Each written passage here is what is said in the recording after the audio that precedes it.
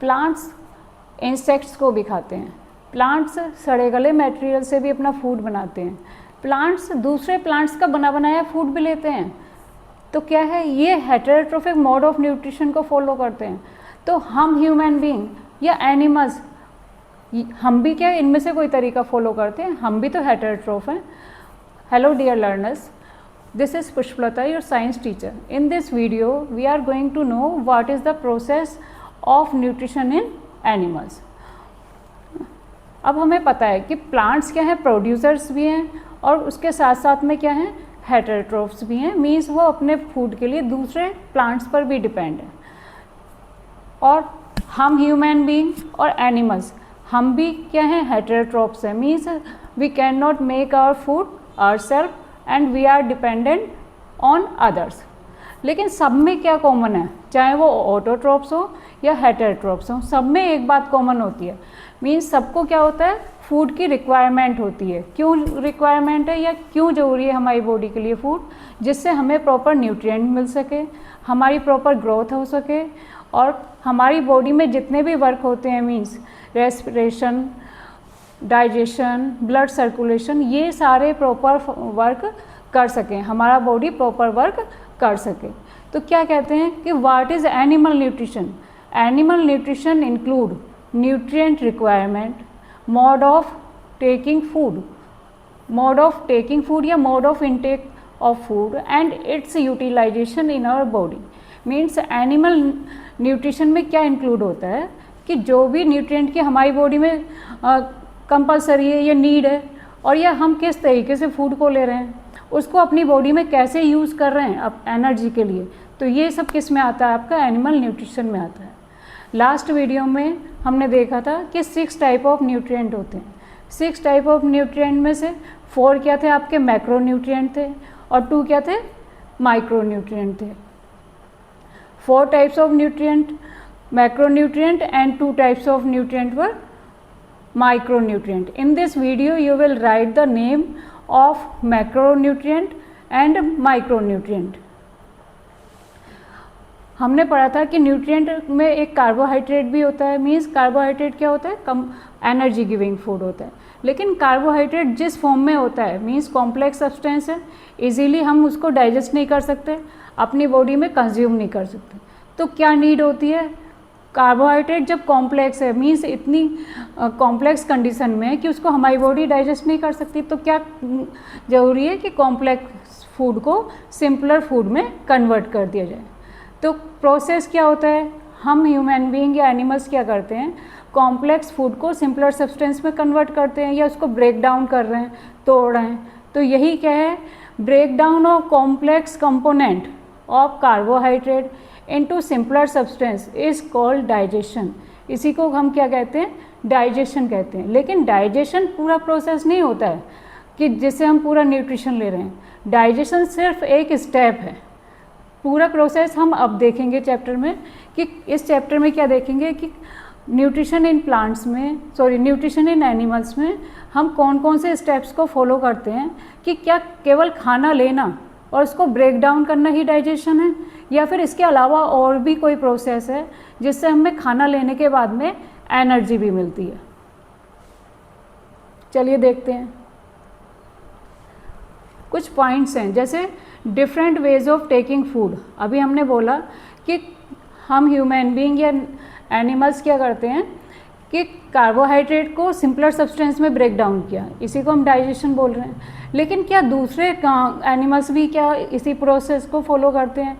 जैसे दूसरे एनिमल्स में क्या आते हैं आपके, जैसे डॉग है, कैट है, तो ये भी क्या हमारी तरह बाइट लेते हैं, बाइट लेके हमारे तरह डाइजेस्ट करेंगे? या फिर जैसे एक्वेटिक एनिमल्स है, कोई फिश है, मॉस्क्यूटो है, या फिर हर्बीवोर्स है, ग्रास ईटिंग एनिमल्स हैं, या ओमनीवोर्स है। ओमनीवोर्स में जो दोनों को खा रहे हैं, मीन्स प्लांट्स को भी खा रहे हैं और एनिमल्स को भी खा रहे हैं, या स्नेक हैं। इनका प्रोसेस क्या होता है, इनका प्रोसेस भी क्या हमारी तरह सेम होता है। जैसे हमने फूड को क्या लिया, हाथ से लेंगे, इनटेक करेंगे और उसके बाद में डाइजेशन प्रोसेस होता है। तो क्या ये सारे एनिमल्स या ये सारे ऑर्गेनिज्म भी इसी तरीके का कोई प्रोसेस फॉलो करते हैं? ऐसा तो नहीं है, डिफरेंट है। चलिए देखते हैं इस टेबल के थ्रू कि डिफरेंट एनिमल्स या डिफरेंट ऑर्गेनिज्म किस तरीके के प्रोसेस को फॉलो करते हैं।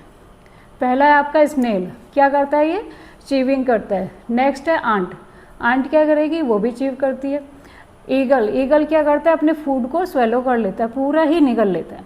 Next humming bird, lease, mosquito, butterfly, ये सब क्या करते हैं, सक करने का काम करते हैं। कोई ब्लड को सक करेगा या फिर नेक्टर को सक करेंगे। नेक्स्ट क्या है आपका हाउस फ्लाई, ये किस प्रोसेस को फॉलो करता है, सिम्फोनिंग के प्रोसेस से मोड ऑफ न्यूट्रिशन को लेते हैं। तो ये तो बात हुई डिफरेंट ऑर्गेनिज्म की जो हमारे सराउंडिंग में हैं और वो किस तरीके से अपने फूड को लेते हैं।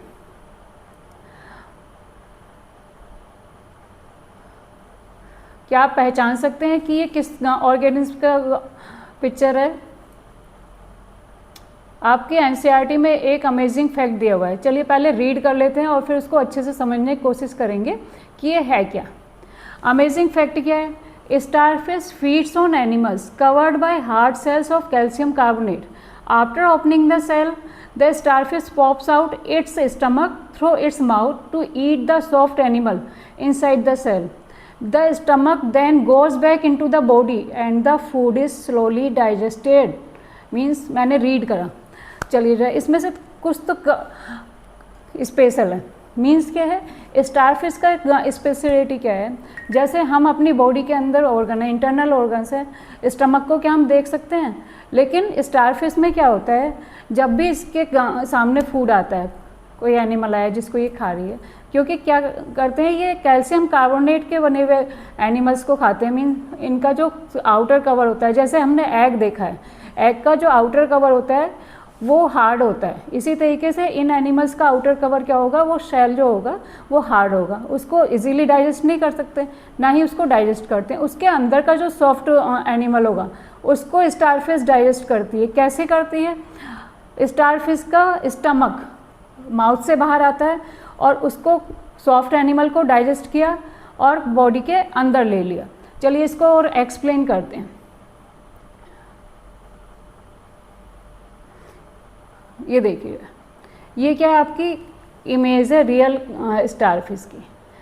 क्या इसमें दिख रहा है कि कोई माउथ से स्टारफिश का स्टमक निकल के आ रहा है, क्या दिख रहा है, ये सिंपल सी ऑर्गेनिज्म दिख रही है, लेकिन इसका प्रोसेस कितना डिफरेंट है। मीन्स जरा देखो इसको, एक साइड में स्टारफिश का स्ट्रक्चर चेंज है, दूसरी साइड में पलट के देखते हैं तो उसको देखने को मिलता है कि यहाँ पर मिड में क्या है, आपका माउथ होता है। एक सेकेंड, ये देखो इस पिक्चर में क्या देखने को मिल रहा है कि अगर हम इसको उल्टा करके देखते हैं तो यहाँ पर मिड में क्या होता है, स्टारफिश के ये ट्यूब फीट होते हैं, इसके 5 हैं। अब इसके बीच में क्या है, इसका माउथ होता है और ये क्या है, स्पाइन जैसे स्ट्रक्चर हैं। अब इसका जो डाइजेशन प्रोसेस है, क्या डिफरेंस है, इसमें दो तरीके के स्टमक होते हैं। फर्स्ट को क्या बोलते हैं हम, कार्डियक स्टमक बोलते हैं, दूसरे को क्या बोलते हैं हम, पाइलोरिक स्टमक बोलते हैं। हमारी तरह सिंगल स्टमक नहीं होता, ठीक है। इसका प्रोसेस क्या होता है, प्रोसेस समझते हैं जरा, देखिए जरा। अब जैसे ही इसके पास में कोई शिकार आता है या कोई एनिमल आता है तो इसका जो कार्डियक स्टमक होता है, cardiac stomach, 1 second, give me 1 second, ये वाला पार्ट, यहाँ पर क्या हुआ, जो कार्डियक स्टमक था उसके पास में जैसे ही शिकार आया तो उसको पकड़ने के लिए, मीन्स दोनों ट्यूब फीट से उसको कैच किया और कार्डियक स्टमक बाहर आता है और उसको डाइजेस्ट करने लग जाता है, लेकिन वो पूरी तरह से डाइजेस्ट नहीं होता, पार्शियली डाइजेस्ट होता है। और जैसे ही उसने सॉफ्ट एनिमल को डाइजेस्ट किया अपनी बॉडी के अंदर चला गया। कौन सा वाला स्टमक, कार्डियक स्टमक, ठीक है। फर्स्ट स्टमक का वर्क ये हुआ, पार्शियली डाइजेस्ट करने के बाद में फूड को अंदर लिया और उसके साथ में कार्डियक स्टमक भी अंदर चला गया। उसके बाद में क्या प्रोसेस होता है, फूड को अंदर लेने के बाद में, अब ये जो सेकंड वाला स्टमक है जिसको हम कह रहे हैं पाइलोरिक स्टमक, पाइलोरिक स्टमक कौन सा वाला पार्ट होता है, ये वाला, ये बाहर वाला पार्ट को हमने क्या बोला, कार्डियक स्टमक बोला, जो फूड को देखते ही क्या हुआ, बॉडी से बाहर आ गया, जैसे ये दिख रहा है ये वाला पार्ट। लेकिन उसके बाद में ऑर्गेनिज्म को लेने के बाद में, अपने फूड को लेने के बाद में उसको बॉडी के अंदर लाया गया और यहाँ पर क्या होती हैं, डाइजेस्टिव ग्लैंड्स होती हैं जिनकी हेल्प से फूड को कम्प्लीटली डाइजेस्ट करा जाता है। इस तरीके से स्टारफिश में डाइजेशन होता है। और स्टारफिश में 2 स्टमक होते हैं। कितने होते हैं? 2 स्टमक होते हैं, जिनमें से एक कार्डियक स्टमक बाहर आता है और वही उसके बाद में उसको इनहेल कर लेता है। किसको अंदर ले लेता है? फूड को अंदर ले लेता है और उसके साथ में कार्डियक स्टमक अंदर चला जाता है। चलिए, ये तो बात हुई आपकी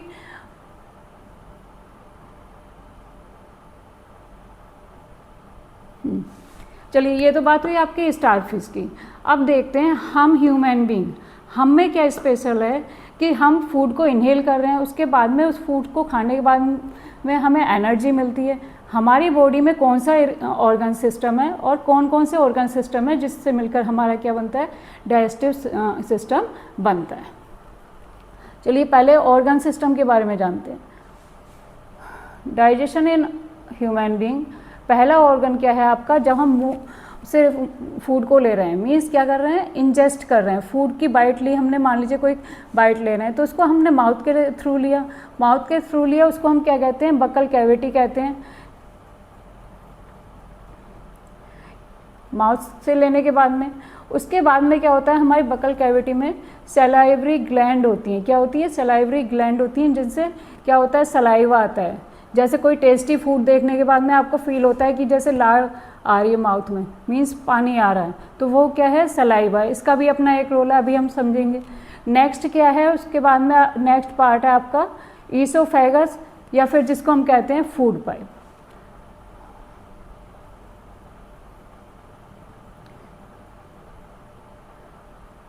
नेक्स्ट फूड पाइप के बाद में फूड आता है आपका स्टमक में। Stomach, this one part.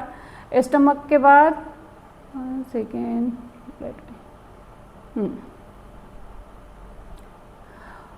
Food pipe, stomach के बाद में small intestine which is a coiled structure, and this one is large intestine. Last part is rectum and last part this is for is anus. लेकिन इन सारे body parts के साथ में क्या होती हैं? ग्लैंड्स भी होती हैं। ग्लैंड्स का काम क्या होता है? जिनमें कुछ केमिकल्स होते हैं जो फूड को क्या करते हैं? डाइजेशन प्रोसेस में हेल्प करते हैं, फूड को पचाने में हेल्प करते हैं। कौन सी ग्लैंड्स होती हैं? क्या है आपका? लीवर क्या होती है आपकी? लार्जेस्ट ग्लैंड है बॉडी की। नेक्स्ट क्या होता है आपका? पैनक्रियाज होती है, ये भी एक ग्लैंड है जो पैनक्रिएटिक जूस को रिलीज करती है। अभी हम पूरा प्रोसेस देखेंगे तो उसमें अच्छे से समझेंगे कि किस तरीके से डाइजेशन प्रोसेस हमारी बॉडी में होता है। चलिए ये तो थे बॉडी पार्ट। कौन सा हुआ? चलो एक बार रिमाइंड कर लेते हैं। First one buccal cavity, second is salivary gland, third is food pipe या जिसे हम क्या कह रहे हैं? ईसोफेगस कह रहे हैं। Fourth is stomach, fifth is small intestine, sixth is large intestine, rectum, anus, and 2 salivary glands. कौन सी थी? फर्स्ट आपकी liver and second was pancreatic gland. अब ये ऑर्गन्स और ये ग्लैंड्स आपस में ही मिलकर क्या बनाते हैं? आपके डाइजेस्टिव सिस्टम को बनाते हैं।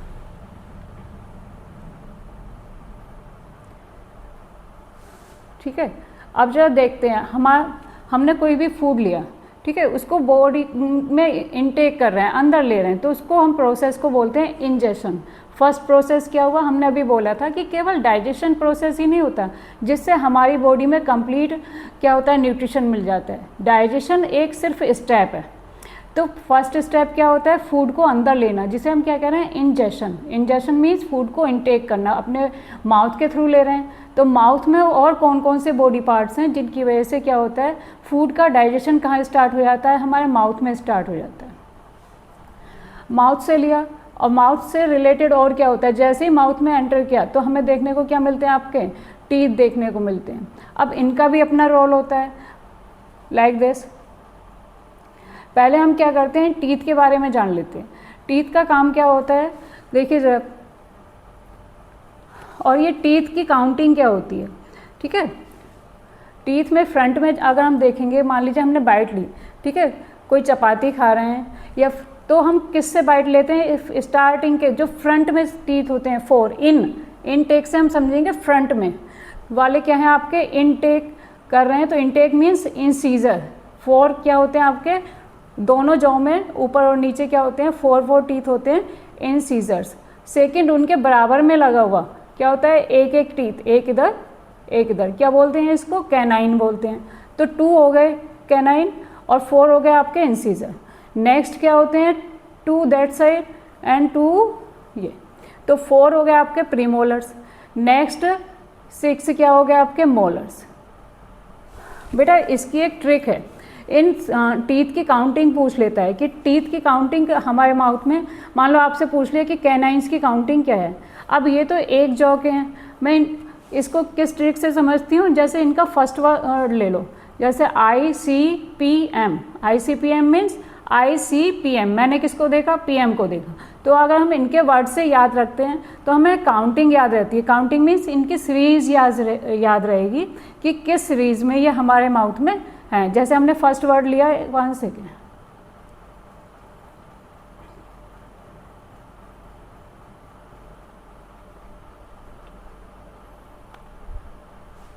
चलो आपके डायग्राम से समझते हैं, जो आपके NCERT में दिया हुआ है इससे समझ लेते हैं। देखो जरा कैसे अरेंजमेंट है आपके टीथ का आपके माउथ में। फ्रंट वाले क्या हुए आपके, फ्रंट वाले इनको बोला हमने 4 इंसीजर, बराबर में क्या है, कैनाइंस हो गए 2, और उसके बराबर में 4 क्या हो गए आपके प्रीमोलर्स, एंड नेक्स्ट 6 क्या हो गए मोलर्स। मैंने क्या बोला, किस ट्रिक से याद रखेंगे, ICPM, ICPM। 1 सेकेंड, अब जो इनकी काउंटिंग देख लेते हैं। काउंटिंग के लिए मैंने क्या बोला, हमने ट्रिक रखी IC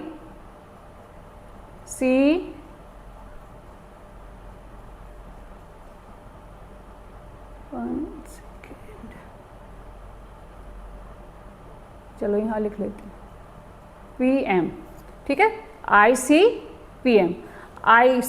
I means incisor, incisor 4 नीचे और 4 ऊपर, तो कितने हो गए, 4 + 4 8, कितने हुए 8, और C कैनाइन, 2 इन ईच जगह, 2 यहाँ और 2 ऊपर, तो कितने हुए 4, ठीक है। P प्रीमोलर्स, प्रीमोलर्स कितने थे आपके, बताओ जरा कितने थे, 2 थे, नहीं 2, चलो जरा एक बार चेक कर लें, मैं भी कंफ्यूज हो रही हूँ। यस 2 4 थे, ठीक है, 4 इन ईच जॉ।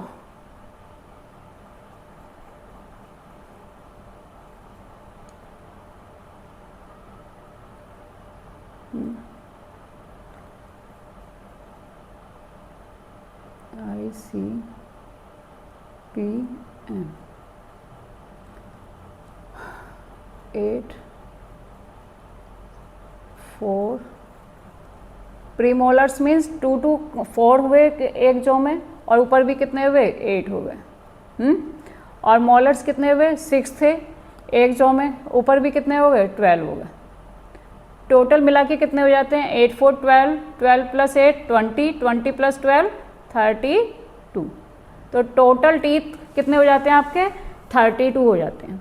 तो 32 किस में होते हैं, जो एडल्ट हैं।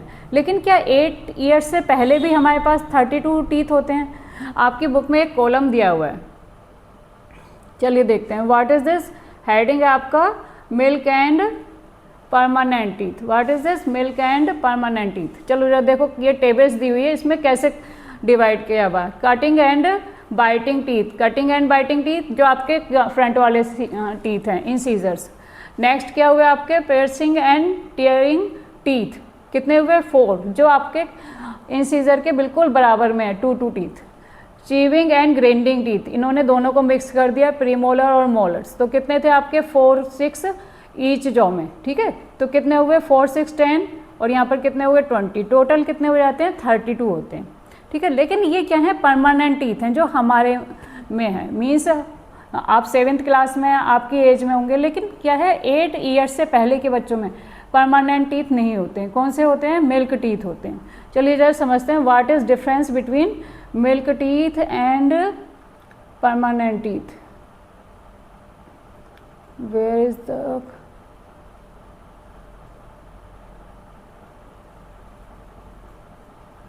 चलो मैं बता देती हूँ ऐसे। What is difference between milk teeth and permanent teeth. बेटा होता है क्या है milk teeth and permanent teeth में, 6 मंथ से 3 इयर्स तक के बीच में क्या आते हैं, बच्चों के टीथ आने शुरू होते हैं। और ये काउंटिंग में कितने होते हैं, 20 होते हैं। ये 20 टीथ आते क्यों हैं, और उसके बाद में क्या होता है, जैसे 7-8 इयर्स की एज आती है ये टीथ गिरना शुरू कर देते हैं और इनकी जगह पर न्यू टीथ आते हैं, जो काउंटिंग में कितने होते हैं, 32 टीथ होते हैं। अब ये टीथ आते क्यों हैं, क्योंकि बच्चे को भी क्या होते हैं 6 मंथ के बाद में दूसरे फूड देना शुरू कर देते हैं। 6 मंथ तक क्या होता है, सिर्फ मिल्क दिया जाता है, मिल्क को कंप्लीट फूड कहते हैं। उसके बाद में 6 मंथ के बाद में उसको सॉफ्ट फूड देना शुरू कर देते हैं। तो उसको अचीव करने के लिए किसकी ज़रूरत होती है, टीथ की ज़रूरत होती है। और इन टीथ को हम क्या बोलते हैं, मिल्क टीथ बोलते हैं। 7-8 इयर्स की एज में ये टीथ गिरना शुरू कर देते हैं और उसके बाद में आपके क्या आते हैं, परमानेंट टीथ आते हैं, जो मीन्स लाइफ टाइम चलते हैं। और मिल्क टीथ एक काम और करते हैं, जो परमानेंट टीथ आएंगे उनकी जगह को बनाए रखते हैं हमारे जॉ में फिक्स से। ठीक है, अभी हमने किसकी बात करी, माउथ और बकल कैविटी की। मीन्स हमने फूड इनटेक किया और फूड माउथ में हमने पहले किसको देखा, टीथ के बारे में जानना है कि कितने टीथ होते हैं, 32 टीथ होते हैं। देखिए जाए, अच्छा यहाँ पर है मिल्क टीथ और परमानेंट टीथ, ये हमने एक्सप्लेन कर लिया। कितने टाइप के टीथ होते हैं, 4 टाइप के टीथ होते हैं। और इनको किस ट्रिक से याद रखेंगे, ICPM। ठीक है, अब इसके बाद में हमने क्या बोला कि जैसे हमने माउथ में क्या किया, फूड को इनहेल किया है ना, इनटेक किया, उसके बाद में फूड क्या कहाँ पहुँचा, माउथ में पहुँचा। माउथ में पहुँचने के बाद में क्या हुआ, सलाइवरी ग्लैंड्स होती हैं, जो कहाँ पर होती हैं, जो सलाइवा को रिलीज़ करती। फूड का डाइजेशन यहीं से स्टार्ट हो जाता है। लेकिन हमें कैसे पता चला ये सलाइवा क्या करती है, सलाइवा क्या करती है, सलाइवा रिलीज़ होता है सलाइवरी ग्लैंड से, और वो क्या होता है, फूड के स्टार्च को चेंज कर देता है, किसमें, एमाइलेज फॉर्म में। ठीक है, अब हम कैसे जानेंगे कि हमारे माउथ में स्टार्च का डाइजेशन हुआ है फूड का या नहीं, इसको हम एक एक्टिविटी से समझते हैं। ठीक है, एक्टिविटी 2.2, इसमें क्या होता है कि 2 टेस्ट ट्यूब लेते हैं, उसके बाद में 2 टेस्ट ट्यूब में क्या किया, एक टेस्ट ट्यूब में बॉइल्ड राइस लिए जो हमारे माउथ में नहीं आए हुए थे, मीन्स उनको च्यू नहीं किया और उसके साथ में सलाइवा की कोई भी रिएक्शन नहीं हुई। ठीक है, फर्स्ट टेस्ट ट्यूब में बॉइल्ड राइस है और दूसरे टेस्ट ट्यूब में हमने क्या किया, एक बाइट ली जिसको हमने माउथ में च्यू किया और उसको दूसरे टेस्ट ट्यूब में, बी टेस्ट ट्यूब में डाल दिया। अब हम क्या करेंगे, यहाँ पर स्टार्च के प्रेजेंस को जानने के लिए हमने फर्स्ट चैप्टर में क्या किया था, आयोडीन सॉल्यूशन से रिएक्शन कराई थी कि आयोडीन टेस्ट करते हैं। अब हमें पता है कि जब हम आयोडीन टेस्ट करते हैं, आयोडीन स्टार्च से मिलने पर क्या करता है, ब्लू ब्लैक सॉल्यूशन देता है। ठीक है, फर्स्ट टेस्ट ट्यूब में बॉइल्ड राइस लिए जिनका स्टार्च ख़त्म नहीं हुआ है, लेकिन सेकंड टेस्ट ट्यूब में हमने वो राइस लिए जो हमने बाइट ली थी और उनको चबा लिया। ठीक है, उसके बाद में चबाने के बाद में वहाँ पर सलाइवा ने रिएक्शन किया, तो मीन्स वहाँ पर स्टार्च डाइजेस्ट हो गया। अब हम जब इन दोनों टेस्ट ट्यूब में क्या करते हैं, आयोडीन सॉल्यूशन को डालते हैं, तो फर्स्ट में जहाँ पर बॉइल्ड राइस ली थी उसको नहीं खाया था, तो वहाँ पर रिएक्शन करने के बाद में आयोडीन ने क्या कलर दिया, ब्लू कलर दिया। सेकंड में कोई भी रिएक्शन हुई ही नहीं, क्यों, क्योंकि वहाँ पर स्टार्च पहले से ही डाइजेस्ट हो गया था। तो यहाँ पर क्या प्रूफ हो रहा है कि effect of saliva on starch, कि सलाइवा क्या कर रहा है, स्टार्च पर रिएक्ट कर रहा है, मीन्स वहाँ पर स्टार्च को कन्वर्ट कर रहा है। तो इस एक्सपेरिमेंट से प्रूफ होता है कि जो सलाइवरी ग्लैंड्स होती हैं सलाइवा को रिलीज़ कर रही हैं और वो हमारे माउथ में फूड का डाइजेशन स्टार्ट कर देती हैं। मीन्स कहाँ से स्टार्ट होता है, हमारे माउथ से, जिसको हम क्या कहते हैं, बकल कैविटी। और यहाँ पर कौन कौन से ऑर्गन्स होते हैं, first teeth, saliva, salivary glands and next is tongue. अब ये टंग का रोल क्या होता है, टंग का रोल क्या होता है, हमारी बॉडी में टंग एक ऐसा पार्ट है जो स्ट्रॉन्गेस्ट मस्कुलर पार्ट है, मीन्स मसल्स का बना हुआ है। तो क्या टंग का केवल एक ही काम होता है कि सिर्फ फूड को टेस्ट करने का, कि मम्मी ने किचन में क्या बनाया है जल्दी से खाएं और टेस्ट करें कि कैसा है।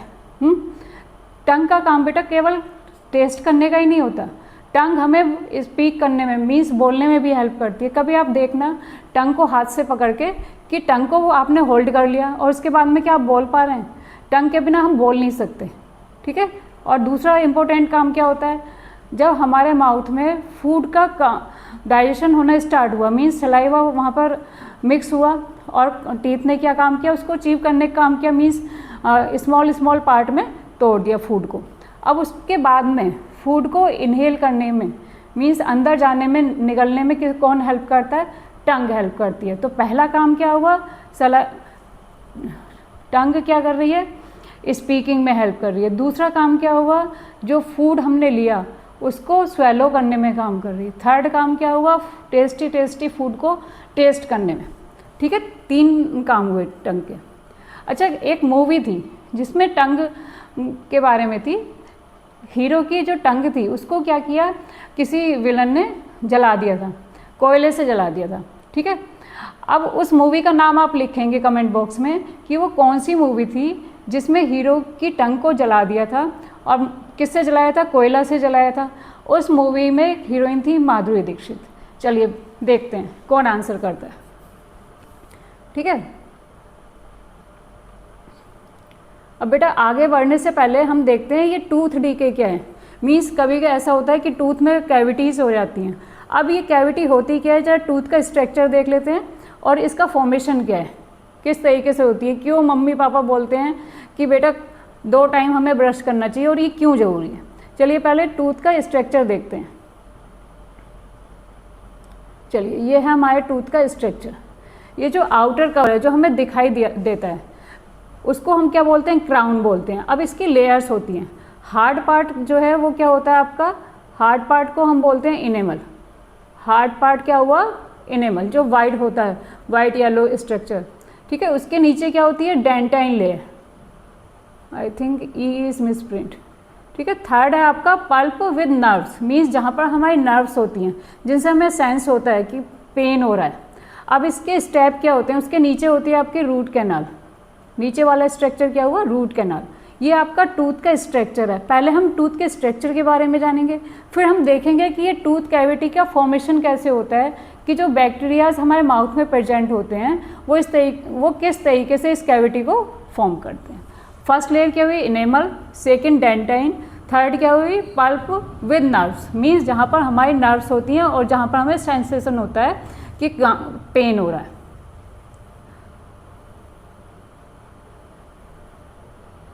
चलिए जरा स्टेज ऑफ टूथ डीके। चलो जरा होता क्या है, हमारे माउथ में भी बैक्टीरियाज प्रेजेंट होते हैं, और अगर हम प्रॉपर ब्रश नहीं करते, क्यों बोलते हैं हमें ब्रश करना चाहिए?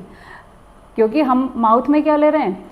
शुगर की फॉर्म में, स्टार्च की फॉर्म में फूड को ले रहे हैं। अगर ब्रश नहीं किया तो क्या होगा? ये जो फूड पार्टिकल्स हैं वो हमारे टूथ पर चिपक जाते हैं, और क्या होते हैं? बैक्टीरियाज, क्योंकि वो शुगर है, शुगर चेंज होने लग जाती है और वो एसिड रिलीज़ करना शुरू कर देते हैं।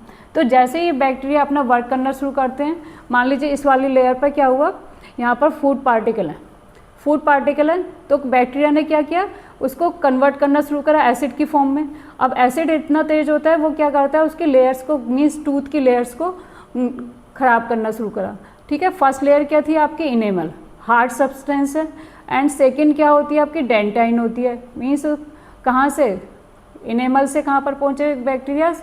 डेंटाइन में। और डेंटाइन के बाद में कहाँ पर पहुँचेंगे? डेंटाइन के बाद में पहुँचेंगे पल्प और नर्व्स के सिस्टम में। 1 सेकेंड, फर्स्ट देखिए जरा, enamel decay, early cavity forms on the outer enamel layer. Second क्या? The cavity deepens and spreads through the enamel, ठीक है। ये आपकी टूथ कैविटी का फॉर्मेशन है। थर्ड कहाँ पर पहुँचा आपका? 1 सेकेंड, थर्ड पहुँचा आपका पल्प लेयर में, सॉरी पल्प और नर्व्स लेयर में, ठीक है। वहाँ पर पहुँचा, तो वहाँ पर जब नर्व्स में हमारी कैविटी पहुँच गई तो वहाँ पर बैक्टीरियाज क्या कर रहे हैं? उसको नुकसान पहुँचा रहे हैं। तो यही क्या कर रहे हैं? हमें डेंटाइन कैविटी को फॉर्म कर रहे हैं। चलो जरा देखो जरा, decay reaches the dentine causing sensitivity of pain, means ये जो टूथ कैविटी हुई ये कहाँ पर पहुँच गई हमारी, डेंटाइन से कहाँ पर, सेंसिटिव फॉर्म में, मीन्स जो हमारा सेंसिटिव पार्ट है टूथ का, गम्स में हमारे टूथ होते हैं, और उसके कौन से पार्ट में, पल्प और नर्व्स फॉर्म में, जहाँ पर हमारे नर्व्स की वजह से सेंसेशन फील होता है कि हमें पेन क्यों हो रहा है। पल्प इन्फेक्शन मीन्स नर्व्स वाला form. Decay reaches the nerve leading to severe pain and infection, means इतना ज़्यादा पेन होता है कि मतलब बर्दाश्त नहीं होता टूथ कैविटी में। अगर किसी के टूथ कैविटी होती है तो उसको अच्छे से पता होगा कि कितना ज़्यादा पेन होता है। जब भी कहते हैं कि खाना खाने के बाद में ब्रश जरूर करना चाहिए। चलिए, ये तो थे हमारे टूथ के बारे में इन्फॉर्मेशन कि टूथ कैविटी होती कैसे है, कि टूथ का स्ट्रक्चर क्या है और कैविटी किस तरीके से फॉर्म होती है। हम बात कर रहे थे टंग के बारे में, मीन्स अभी हमने बकल कैविटी की बात पूरी नहीं की है कि टंग का काम केवल क्या नहीं होता, टेस्ट करने का ही नहीं होता। अच्छा, टेस्ट जब हम करते हैं तो केवल एक तरीके का टेस्ट तो होता नहीं है, डिफरेंट टेस्ट हमें समझ में आते हैं। ठीक है, क्यों समझ में आते हैं? क्योंकि हमारी टंग पर क्या होती हैं, टेस्ट बड्स होती हैं, जो हमारी टंग के डिफरेंट पार्ट